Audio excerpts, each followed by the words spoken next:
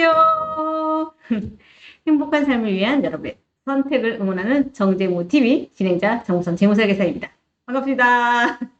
지난 시간에는요, 부자들만의 투자 방식, 비상장 주식 성공적으로 투자하는 방법에 대해서 안내해 드렸는데요. 자, 오늘은 행복한 부자가 되기 위한 두 번째 요건이 있었죠. 나의 노동이 들어가지 않고도 소득이 자연스럽게 생겨서 내 삶을 내가 하고 싶은 대로 채울 수 있는 그런 비근로소득 획득하는 방법에 대해서 얘기해보는 시간 마련했습니다. 일단 비근로소득이라는 게 뭔지 먼저 안내를 해드릴까요? 말 그대로 나의 노동력이 소모되지 않도록 시간이 흐름에 따라 자연스럽게 발생되는 소득을 의미합니다. 내가 생활하는데 필요한 자금이 이런 비근로소득으로 발생한다면 여러분은 어떠한 삶을 꿈꾸십니까?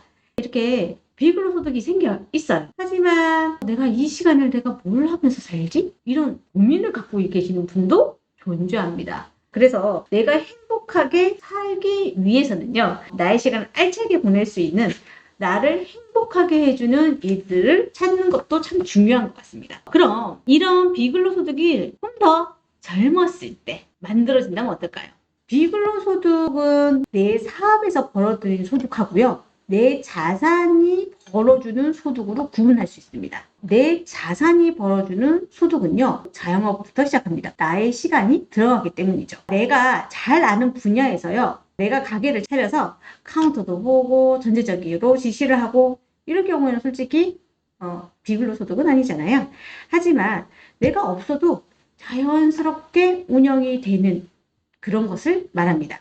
자, 이렇게 되기 위해서는 무단히 극강의 노력이 필요하겠죠. 직원들이 스스로 일을 할 수 있도록 관리하고 유지시키는 조직 시스템을 만드는 것은 쉬운 일이 아닙니다. 내가 할 수 있는 아이템으로 사업을 일으키잖아요. 그러면 개발해야 되고 마케팅 해야 되고 직원 관리해야 되고 회계 관리해야 되고 너무나도 극강의 노력을 할 자신이 없으시면 내 자산이 벌어주는 소득을 만드시면 됩니다. 자산 규모에 따라서요, 여러 가지 형태가 있지만 현재 제가 추진하고 있는 수익 창출 모델 5가지 방법을 그냥 안내해 드릴게요. 첫 번째는 건물주가 되어서요, 임대소득을 만드는 것입니다. 이렇게 되기 위해서는요, 그 건물을 사기 위해서는 발품 팔아야 됩니다. 좋은 건물을 고르는 방법이나 사고팔고 과정이라든지 부동산 시세라든지 관리하는 것 등을 익히셔야 하는 그런 부분이 있죠. 두 번째 방법으로는요, 내가 직접 사업하는 것이 아니고 좋은 회사 주식을 보유함으로써요, 그 회사의 주주가 되어서 배당 소득을 받는 방법이 있습니다. 목돈이 필요한 첫 번째 방법보다는 조금 쉽죠. 지금부터 월급의 일정 부분을 매달 믿을만하고 배당 잘 주는 회사 주식을 사서 보유함으로써 자연스럽게 소득이 생기는 방법입니다. 세 번째 방법은요, 컨텐츠를 만드는 방법입니다. 요즘 개인 방송 많이 하잖아요. 유튜브의 평균 연봉이요, 6,400만 원이라고 하네요. 동영상 플랫폼에서 활동하는 1인 크리에이터 월 평균 소득이요, 563만 원입니다. 채널의 구독자 수 1000명 이상이고, 그리고 연간 동영상 시청 시간이요, 4,000시간이 넘어야 하는데요. 이 조건이 딱 부합되잖아요. 그러면 직접 구글에다가요, 수익 창출 신청을 보내면요, 구글은 신청자를 대상으로 심사를 통해서요, 광고나 후원 기능을 넣을 수 있는 유튜브 파트너스 프로그램에 선정된다고 합니다. 이렇게 선정이 되면요, 첫 번째로 광고 수익, 두 번째로는 협찬 수익, 그리고 세 번째는 실시간 방송 후원금 수익을 만들어낼 수 있다고 하네요. 사람들이 딱 생각하기에 이거는 유튜브 관리를 해야 하는 것이잖아요 라고 할 수도 있습니다. 하지만 컨텐츠를 만들어서 업로드 놓으면 만들어 놓은 콘텐츠에서 발생되는 수익은 비근로소득이라고 할 수 있지 않을까요? 그리고 네 번째는요, 자신이 개발하거나 작성한 자료에 대한 저작권료를 받는 방법입니다. 내 분야에서 혹은 관심 있는 내용을 가지고요, 자료를 작성해 놓고 해당 자료를 다른 사람이 활용함으로써 그 해당되는 비용을 받는 구조입니다. 예를 들면 이미지를 만들어서 올린다거나 혹은 이모티콘, 캐릭터 등이 있겠죠. 다섯 번째는 매달 일정 금액이 나오는 금융상품을 가입하시면 돼요. 해당 채널에는 부동산 금융이라는 소개를 해드린 적이 있는데요. 금융상품을 가입해서요. 매년 혹은 매월 일정한 금액이 꼬박꼬박 나오도록 자산 규모를 늘려나가는 방법이 있습니다.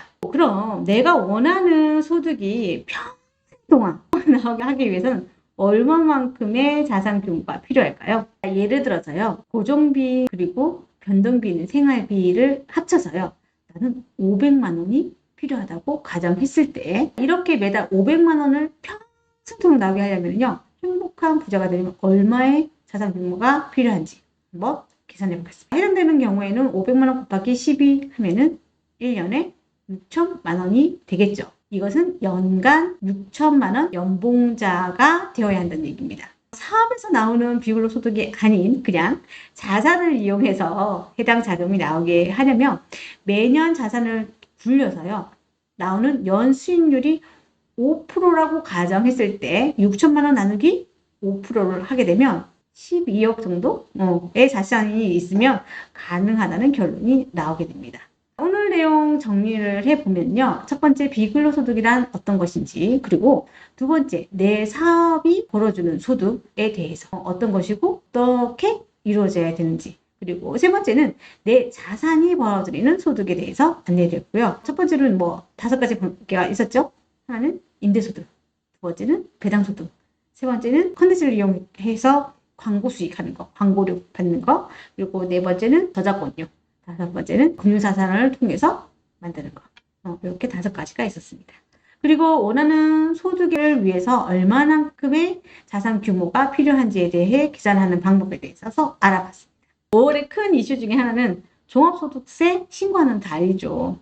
그래서 다음 이 시간에는요. 종합소득세 절약하기라는 제목으로 사업소득에 대한 계산과 그리고 세금 절세하는 방법에 대해서 안내해 드리고자 합니다. 구독과 좋아요 그리고 공유는 우리의 행복함을 전파하는 일입니다. 세상이 모두 행복해지는 그 순간까지 정재무TV는 계속됩니다. 바이바이.